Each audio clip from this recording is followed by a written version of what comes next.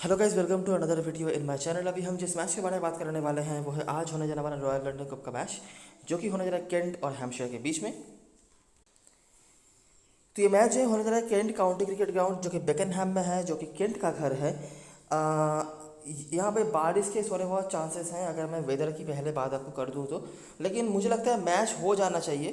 पहले के 1 1.5 या 2 घंटे में आपको शायद बारिश का कुछ आसार दिख भी जाए, लेकिन उसके बाद मुझे नहीं लगता बारिश उस तरह से होनी चाहिए। दोनों टीमों के हालत के बारे में बताते हैं, ठीक है। हैम्पशायर बहुत ज़्यादा आउट ऑफ कॉन्टेस्ट नहीं चल रही है। कुछ मैचेस में जीता है उन्होंने, कुछ मैचेस में उनको हारना पड़ा है। आखिरी मैच में जैसे कि उनको हारना पड़ा था अपने घर पे, लेकिन ठीक ठाक से रिजल्ट उन्होंने दर्ज कराए हैं। लेकिन बैटिंग में उनको थोड़ा इनकन्सिस्टेंसी दिख रहा है, मुझे लग रहा है।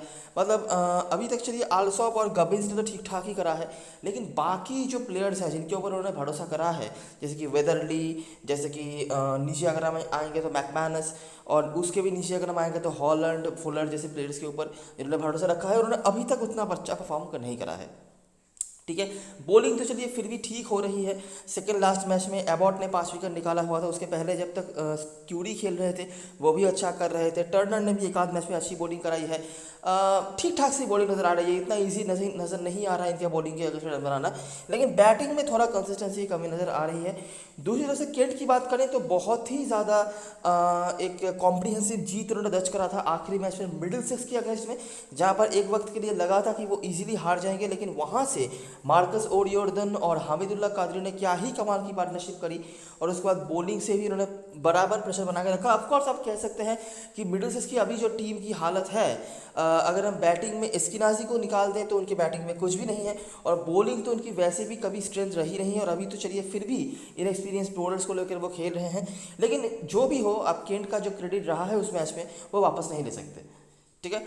तो अभी देखते हैं कि हमारे लिए इस मैच में क्या क्या चीज़ें अवेलेबल होती हैं। करंट सिचुएशन के बेसिस पे तो हम सोचेंगे ही, लेकिन इसके बाहर भी क्या क्या चीज़ें अवेलेबल हैं उनके ऊपर हम थोड़ा बहुत फोकस करने की कोशिश करते हैं, ठीक है। आखिरी सीजन की अगर हम बात करें तो केंट ने यहाँ पर 7वें नंबर पर किया था, हैम्पशायर पहले सर पर रही है, और ये सब चीज़ें हम पहले बता चुके हैं। आखिरी 5 मैचों की बात करें तो यहाँ पर हैम्पशायर थोड़ा एज रख रही है, लेकिन उतना ज़्यादा नहीं जितना शायद अब पहले स्थान की टीम से 7वें स्थान की टीम से उम्मीद रखेंगे, ठीक है। 3-2 से ही वो आगे हैं। इस ग्राउंड में बात करें तो केंट का रिकॉर्ड ठीक ठाक से रहा है, वो ज़्यादा मैचेस यहाँ पर जीते हैं। अब एक बार देख लेते हैं जब ये दोनों टीमें आमने सामने होती हैं तो क्या होता है। हम स्टार्ट करते हैं 2016 से, ठीक है। तो ये मैच हुआ था साउथम्पटन में, हैम्पशायर ने बनाया था 229। स्टीवेंस से कुछ परफॉर्मेंस आपको दिख जाएंगे, बाकी तो कोई देखिए अवेलेबल है नहीं, लेकिन केंट ने यहाँ पर जीत करा था जो साउथम्पटन में हुआ था, ठीक है, और काफ़ी इजीली यहाँ पर चेस कर लिया था केंट ने। लो स्कोरिंग इनकाउंटर यहाँ पर रहा था। अगला मैच ये हुआ था कैंटरबरी में, जो कि केंट का घर है। केंट ने यहाँ पर बना था 258। वापस से बहुत बड़ा टोटल नहीं, ठीक ठाक है, मतलब 250 के आसपास स्कोर। करंट स्क्वाड में कोई भी अवेलेबल नहीं है, स्टीवेंस भी नहीं है, लेकिन बॉलरों में से हॉलैंड का नाम आपको दिख जाता है। बाकी आल्सॉप ने यहाँ पर 100 मारा था, और ये विंस होंगे। बाकी कोई भी यहाँ पर अवेलेबल नहीं है, और एक और बार हमें जो है लो स्कोरिंग एनकाउंटर और चेजिंग टीम की जीत होते हुए दिख रही है। अगला मैच और वापस से साउथम्पटन में हुआ था। केंट ने यहाँ पर अच्छी बल्लेबाजी करी। ये थोड़ा बहुत हाई स्कोरिंग एनकाउंटर रहा, जो 2018 का मैच है। यहाँ पर भी हमें आल्सॉप दिख रहे हैं और वेदरली दिख रहे हैं जिन्होंने 100 मारा था। स्टीवेंस की बॉलिंग यहाँ पर भी हमें दिख रही है, लेकिन ऑफकोर्स अवेलेबल नहीं है। ऊपर जो 2 मैचेस हमने देखे, यहाँ से यहाँ पे रन थोड़ा ज़्यादा बना था, लेकिन अभी तक बेकनहैम के कोई मैचेस हमें देखने को नहीं मिले हैं। ये साउथम्पटन का मैच था। उसके बाद 2018-19 सीजन का जो फाइनल था, यहाँ पर हैम्पशायर ने फिर से एक काफ़ी लंबा इनिंग्स बनाया था बैटिंग से। आल्सॉप की बैटिंग हमें वापस दिख रही है। केंट उतना खास कुछ उनका रहा नहीं, 269 पर वो निपट गए। करंट स्क्वाड में कोई अवेलेबल नहीं है, और यहाँ पर बॉलरों में से कोई अवेलेबल नहीं है, लेकिन एक नाम जो दूसरी बार हमारे पास सामने आया है वो है टॉम आल्सॉप का। जनरली इतना तीसरी बार मेरे ख्याल से आया है। जी हाँ, तीसरी बार लगातार 3 मैचेस में उनके नाम आए हैं। 112 नॉट आउट, उसके बाद 36, उसके बाद यहाँ पर फर्स्ट बैटिंग पे भी 72। तो लगातार 3 मैचेस में इनके नाम आए हैं। जनरली इतना कंसिस्टेंटली नाम नहीं आता है टॉम आल्सॉप का, लेकिन यहाँ पर है। और आखिरी जो मैच हुआ था जो भी कैंटरबरी में हुआ था, हैम्पशायर की बैटिंग यहाँ पर भी अच्छी रही। तो आखिरी 3 मैचेस अगर हम कंसीडर करें, जो रीसेंट 3 मैचेस हैं, ये मैच जो था हैम्पशायर भले ही हार गई थी, लेकिन 1 रन से वो हारे, और बैटिंग यहाँ पर उनकी अच्छी रही थी, केंट की भी अच्छी रही थी। उसके बाद जो हम दूसरा मैच देखेंगे तो हैम्पशायर का बैटिंग वापस से अच्छा हुआ 330। और उसके बाद तीसरा मैच जो था वापस से हैम्पशायर का बैटिंग अच्छा हुआ। प्लेयर्स अवेलेबल नहीं है लेकिन पैटर्न्स जो हम नोटिस कर पा रहे हैं वो ऐसा ही रहा है। केंट का बैटिंग वापस से यहाँ पर कोलैप्स कर गया, आप कह सकते हैं 40 ओवर में ही वो निपट गए, जहाँ पर एबॉट के आपको विकेट्स दिख जाते हैं, बाकी कोई अवेलेबल नहीं है। ठीक है, तो ये रही पूरी कहानी इस फिक्चर के बारे में। पहले 2 मैचेस हमें थोड़ा सा लो स्कोरिंग होता हुआ दिखा था, उसके बाद धीरे धीरे करके हैम्पशायर स्पेशली बैटिंग से यहाँ पर डोमिनेट कर रही है। आखिरी 3 में से हैम्पशायर ने यहाँ पर 2 जीत दर्ज करे हैं। केंट की बैटिंग उतना खास इस फिक्चर में रहा नहीं है, एक मैच को छोड़ के, और आखिरी 2 मैच में इंक्लूडिंग जो सेकेंड लास्ट एडिशन का जो फाइनल था वहाँ पे भी केंट ऑल आउट ही हुई है। ठीक है, नाम के वजह से बात करें तो पुराने प्लेयर में से एक ही प्लेयर का नाम करंट स्क्वाड में जो अवेलेबल है उनमें से आ रहा है, जिनका नाम है टॉम आल्सॉक। 150 उन्होंने लगाया हुआ है, जो 3 मैचेस हमने उनका पाया है। बाकी थोड़ा बहुत इनकन्सिस्टेंट है, तो बाकी मैचेस में अगर वो खेले भी होंगे तो उनका नाम नहीं आया होगा। हेड टू मैच की बात करें तो टॉम आल्सॉक का हमें नाम यहाँ पे दिख रहा है और 66 का औसत वो रख रहे हैं। जनरली इतना कंसिस्टेंट वो नहीं रहते हैं बाकी फिक्चरों में, लेकिन यहाँ पर वो है। 66 का औसत बुरा नहीं है, आप कह सकते हैं। बाकी कोई अवेलेबल नहीं है, ना विंस है ना डैनियल ड्रमंड है। तो ये रही हेड टू हेड की बातें जो बताने लायक था। क्या क्या सीन हमें देखने को मिल रहा है और किस तरह के परफॉर्मेंस हमें देखने को मिल रहे हैं वो हमने नोटिस कराई है। अभी हम आ जाएंगे ग्राउंड के बारे में बातें करने के लिए। ठीक है, तो देखेंगे ग्राउंड पर क्या क्या चीज़ें हैं। ग्राउंड केंट का घर है तो केंट की मैचेस हमें देखने को मिलेंगे, लेकिन ज़्यादा मैचेस यहाँ पर हुए नहीं है। तो रिसेंट कुछ मैचेस को और थोड़ा पुराना अगर मैचेस में कुछ मिलता है तो उनको हम कंसिडर करने की कोशिश करेंगे। तो 2019 से स्टार्ट करते हैं। केंट और ससेक्स के बीच मैच हुआ था। रन देखिए 298, ठीक है, 10 विकेट लेकिन गिरे। पेसर्स के साथ स्पिनर्स के विकेट थे। ओली रॉबिन्सन के आपको रन दिख रहे हैं, बाकी पॉटमोर स्क्वाड में है लेकिन खिलाया नहीं जा रहा है। ससेक्स ने 40 ओवर में इसको चेस कर लिया। 40 ओवर में 302, मतलब 7 के ऊपर रन रेट, 3 विकेट खोकर। करंट स्क्वाड में कोई बॉलर अवेलेबल नहीं है, लेकिन एक चीज़ जो हम नोटिस कर पा रहे हैं कि हाई स्कोरिंग मैच यहाँ पर रहा था। पहले इनिंग से विकेट गिरे, दूसरे इनिंग में बैटिंग बहुत ईजी हो गई। अगला मैच 271, ठीक है, फिर से एक अच्छा खासा स्कोर यहाँ पर आप कह सकते हैं। करंट स्क्वाड में पॉटमोर अवेलेबल हैं लेकिन वापस से वो अवेलेबल नहीं, मतलब खेल नहीं पा रहे हैं। केंट ने यहाँ पर बना था 272, लेकिन आप देख सकते हैं वापस से यहाँ पर चेसिंग हो गया और 4 ही विकेट के ऊपर अपने 3 विकेट के नुकसान पर देखा था 40 ओवर में। यहाँ पर थोड़ा लेट हुआ लेकिन चेस वापस से हो गया और वो भी इजीली आप कह सकते हैं। पहले इनिंग्स में ज़्यादा विकेट गिरे, दूसरे इनिंग में विकेट गिरे कम, और चेसिंग यहाँ पर दूसरी बार लगातार हो रहा है और दूसरी बार हमें हाई स्कोरिंग एनकाउंटर देखने को मिल रहे हैं। उसके बाद ये हुआ था ग्लॉस्टरशायर वर्सेस केंट। ग्लॉस्टरशायर ने बनाया 322। फिर से देखिए पहले इनिंग से विकेट ज़्यादा गिरे, रन यहाँ पर बने थोड़ा ज़्यादा ही बना पहले 2 मैचेस से। कोई प्लेयर्स तो अवेलेबल नहीं है। केंट ने यहाँ पर वापस से चेस कर लिया, तो चेसिंग टीम लगातार तीसरी बार जीत रही है। पहले के 2 मैचेस की तरह यहाँ पर भी विकेट्स कम गिरे, 3, 4, 3 ऐसे ही विकेट्स गिर रहे हैं। पेसर्स का अपर हैंड है, कोई भी प्लेयर्स करंट स्कोर में अवेलेबल नहीं है। और तीसरा लगातार मैच जहाँ पर हमें हाई स्कोरिंग एनकाउंटर्स देखने को मिल रहे हैं। 2018 का मैच, केंट ने यहाँ पर और ज़्यादा टोटल बना दिया। लो अब चेस करो 384, लेकिन ये चेस नहीं हो पाया, लेकिन बहुत बड़ा टोटल यहाँ पर बन गया था। विकेट्स यहाँ पर भी 8 गिरे थे, लेकिन सामने वाली टीम उतना खास बैटिंग रखती नहीं थी जो सरे की टीम थी। स्टीवेंस ने यहाँ पर धुआं भर के रख दिया। हालांकि बहुत ख़राब वो जा भी नहीं रहे थे, लेकिन विकेट्स हाथ में नहीं थे, तो जो भी हो 164 पर वो निपट गए। तो ये पहला मैच है जहाँ पर एक मैमोथ टोटल के सामने झुक जाना पड़ा सामने वाली चेसिंग टीम को। नहीं तो लगातार मैचेस में हम देख पा रहे थे कि चेसिंग टीम चेस कर रही थी।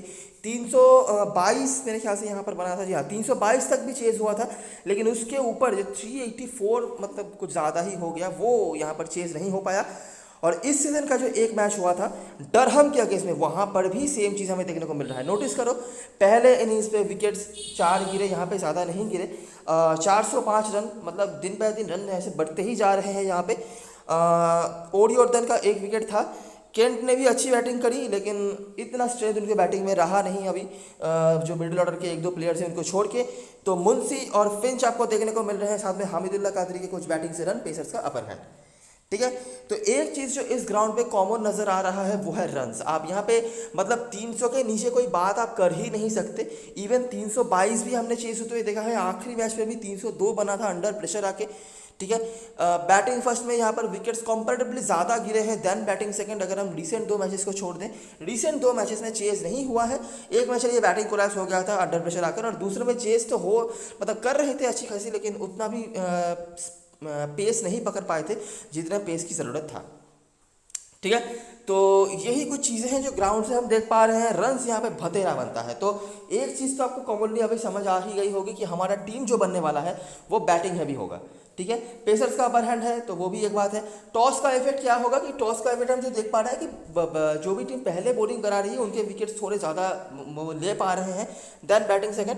और एक और चीज़ जो हम हेड टू हेड नोटिस कर पा रहे हैं कि हैम्पशायर की बैटिंग यहाँ पर कंपैरेटिवली बेटर हुई है। तो अगर हमें बैटिंग हेवी टीम बनानी है तो हम कोशिश यही करेंगे कि थोड़ा ज़्यादा हैम्पशायर के बैट्समैनों को लेके चलें। कुछ नाम तो हमने हेड टू हेड से और यहाँ पर जो लास्ट मैच हुआ था वहाँ से नोटिस करा है, बाकी आगे देखते हैं हम क्या कर पाते हैं। ठीक है, ग्राउंड पे ऑफकोर्स कोई ज़्यादा अवेलेबल नहीं है तो बताने कोई फ़ायदा नहीं। अभी बात करते हैं प्लेइंग 11 के बारे में और देखते हैं कौन कौन से प्लेयर हमारे लिए इंपॉर्टेंट हो सकते हैं।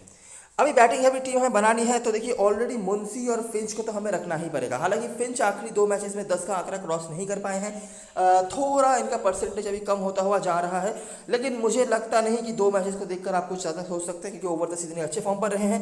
लीनिंग आपके लिए तीसरे बैट्समैन के तौर पर ऑटोमेटिकली आ ही जाएंगे, अच्छे फॉर्म पर ये भी हैं। तो 3 बैट्समैन यहाँ पर हो गए। एक्स्ट्रा बैट्समैन अगर आपको ढूंढना है आप कहाँ से लोगे? ओडी रविंद्र ये कीपर में है तो दिक्कत वाली बात शायद नहीं हो आपको इनको लेने में। ट्वांदा मुयवी एक ऑप्शन हो सकते हैं, यूआई जो है इनका नाम, आप इनको कंसीडर कर सकते हैं चौथे बैट्समैन के रूप में। प्रॉब्लम एक ही है कि ये चारों ही प्लेयर्स बैटिंग सेशन में हैं, तो अगर आप इन चारों को लेने जाते हैं तो बैटिंग सेशन में केंट के ही 4 प्लेयर्स हो जाएंगे। उसके बाद दूसरे किसी प्लेयर्स के ऊपर या दूसरे टीम के बैट्समैनों के ऊपर आप फोकस नहीं कर पाएंगे। तो मेरा सजेशन यही होगा कि मुंशी को तो रखना ही है, उसके बाद म्यूवाई, लीनिंग और फिंच में से किसी 3 प्लेयर्स को लेना है आपको। ठीक है, अगर आप मेरी मानेंगे तो मैं शायद सजेस्ट नहीं करूँ कि म्यूवाई को अभी स्मॉल लीग में लो, क्योंकि पोटेंशियल तो है लेकिन पेशेंस नहीं है, मैच्योरिटी उनमें नहीं है। बाकी आप देख सकते हैं। ठीक है, नीचे आएंगे तो मार्कस ओडियोर्दन ने पिछले मैच में काफ़ी अच्छी बैटिंग कराई थी। बॉलिंग से उतना खास कुछ उन्होंने नहीं करा था, लेकिन देखना पड़ेगा कि इनके पास कितना ज़्यादा बैटिंग आता है। बैटिंग हैंड काफ़ी अच्छा ही है, प्रॉपर ऑलराउंडर हैं, अगर आप चाहें तो कंसिडर कर सकते हैं।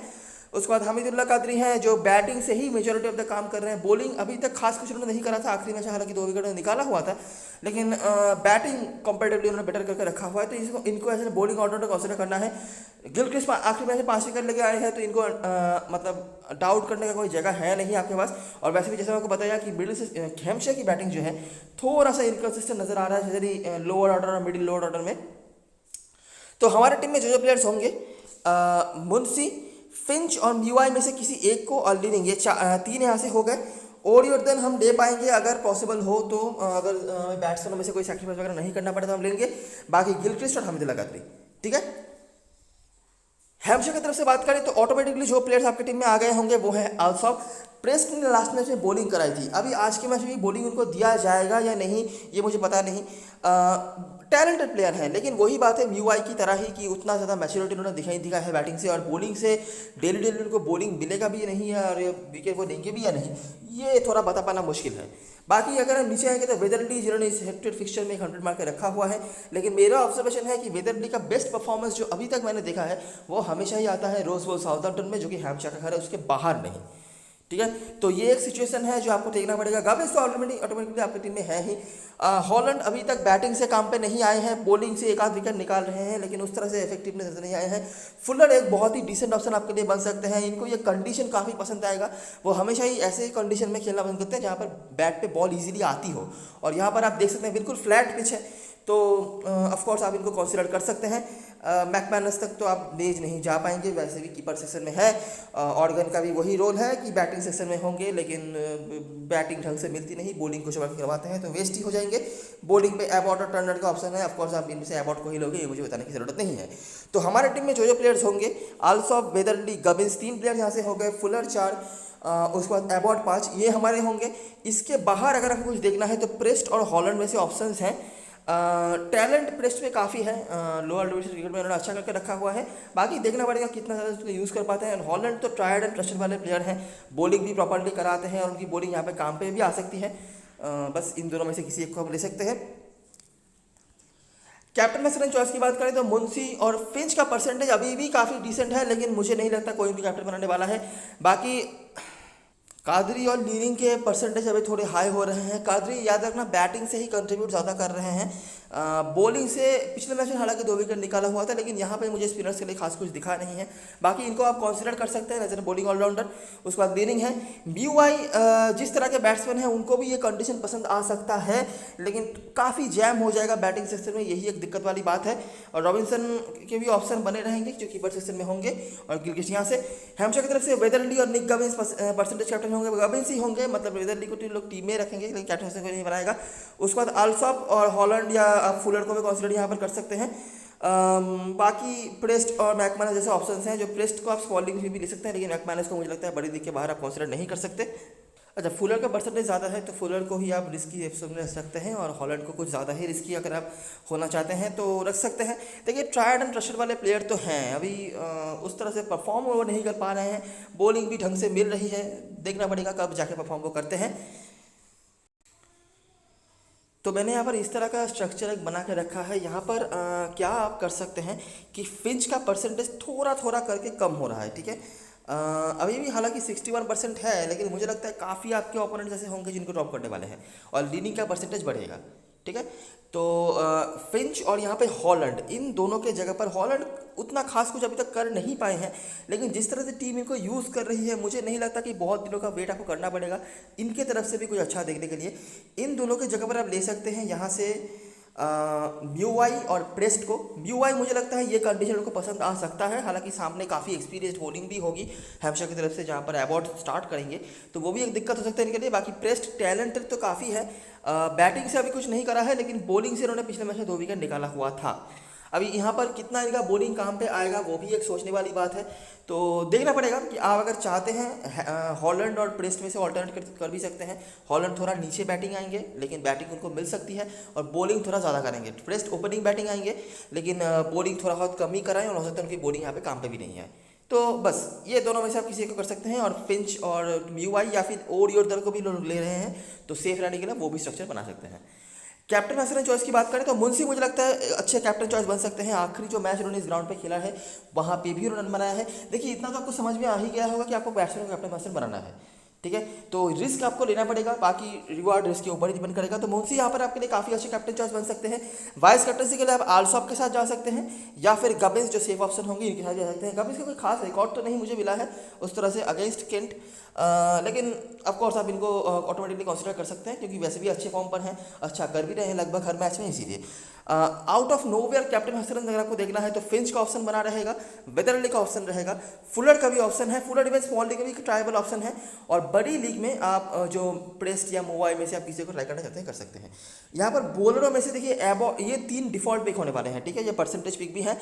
आप एक्स्ट्रा क्या कर सकते हैं, एबॉट के जगह पर अगर आप चाहते हैं तो यहाँ पे टर्नर को भी कंसिडर कर सकते हैं, क्योंकि एबॉट का बेस्ट परफॉर्मेंस आपने नोटिस करा होगा कि वो आता है रोज बॉल साउथहैम्पटन में, और वो इस सीज़न में भी यही आया है जो बेस्ट परफॉर्मेंस उन्होंने करा है, उसके बाहर नहीं आता। लेकिन क्या है कि बैटिंग भी काफ़ी अच्छी कर लेते हैं, बॉलिंग से अगर एक आध विकेट कहीं से निकाल लिए तो बैटिंग हैंड इनका काफ़ी अच्छा है, वहाँ से भी आपको पॉइंट दे सकते हैं, ठीक है। तो एबॉट या फिर यहाँ पे टर्नर में से किसी एक को लेना, बाकी मुझे लगता है डिफॉल्ट ही वो होगा बॉलिंग सेक्शन, तो ज़्यादा कुछ छेड़खानी करने की ज़रूरत नहीं है, ठीक है। तो ये रही सारी चीज़ें और सारी एनालिसिस। वीडियो अगर पसंद आया हो तो लाइक ज़रूर करना, सब्सक्राइब करना चैनल को, टेलीग्राम चैनल पे ज़रूर ज्वाइन हो जाना, क्योंकि लास्ट टाइम पे सारी अपडेट्स वगैरह वहीं पे आती हैं।